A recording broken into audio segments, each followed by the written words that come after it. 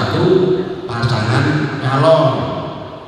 Tentunya apabila menguntungkan salah satu pasangan calon, berarti dampaknya adalah merugikan kepada pasangan calon yang lainnya.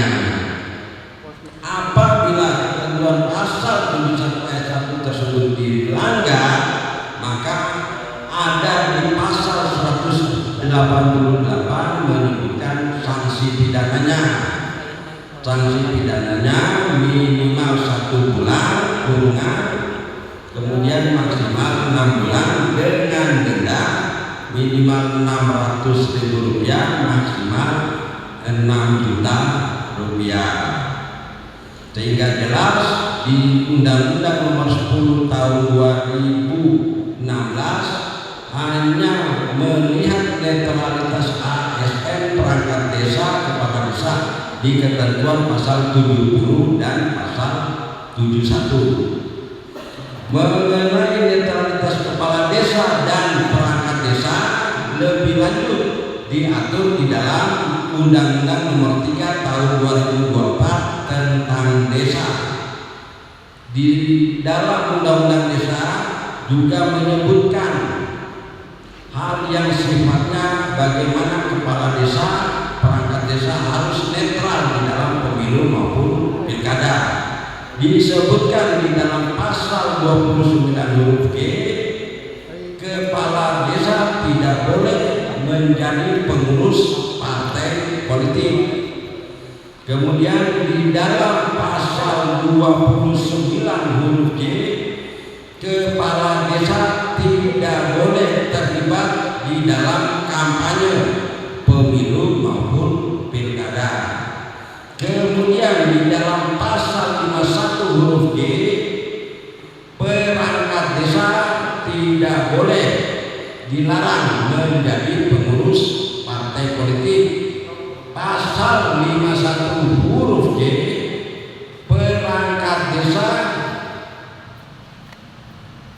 dilarang untuk terlibat atau ikut serta dalam kampanye pemilu maupun pilkada.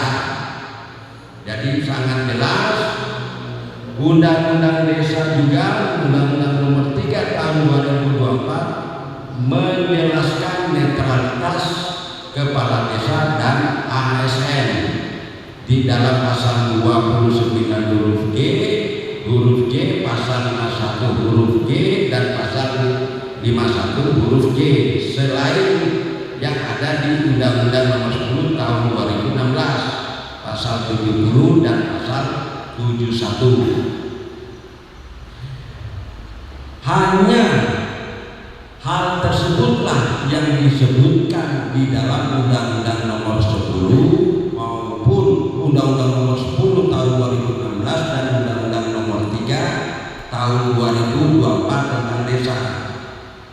Sedangkan implementasi bagaimana ASN kepala desa perangkat desa itu netral dalam pemilu dan pilkada secara detailnya disebutkan di dalam surat keputusan bersama.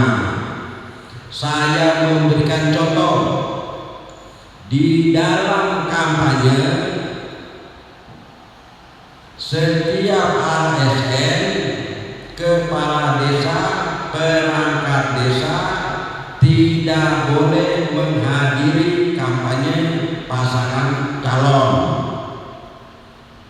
Itu contoh yang pertama, tidak boleh menghadiri kampanye pasangan calon yang terlibat secara aktif.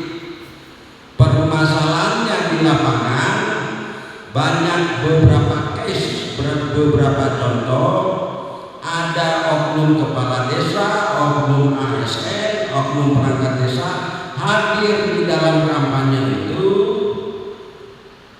Menurut pemahaman oknum tersebut saya hanya melihat, tapi menurut pandangan masyarakat itu adalah bagian daripada aktif mendukung pasangan calon yang melakukan kampanye tersebut. Hal inilah yang menjadi problem, terlebih ditambah oleh pernyataan yang mulia Bapak Mendagri bahwasanya ASN kepala desa perangkat desa boleh menghadiri kampanye.